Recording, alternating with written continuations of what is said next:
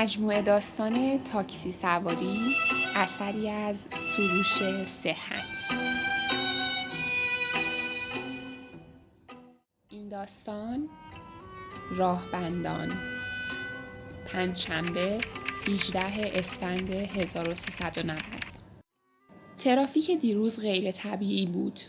1 ساعت بود که تاکسیمان از جایش تکان نخورده بود. کلافه شده بودم. همه کلافه شده بودند.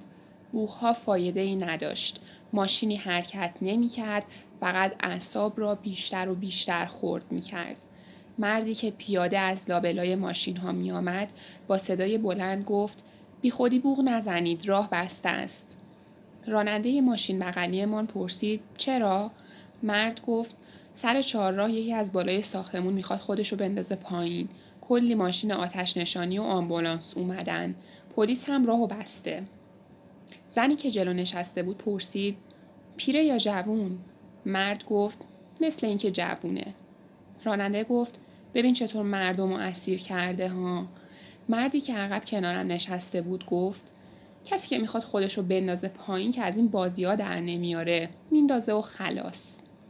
راننده گفت: این کارها همش برای جلب توجهه. زن گفت: یعنی چه شده که شب عیدی میخواد خودشو بکشه؟ راننده گفت: هیچی، همش اداست. مردی که کنار من بود گفت: اگه میخواد خودشو بندازه پایین کاش زودتر بندازه خیابون باز شه، 1000 تا کار داریم. همون موقع ماشین‌ها آرام آرام شروع به حرکت کردند و خیابان باز شد.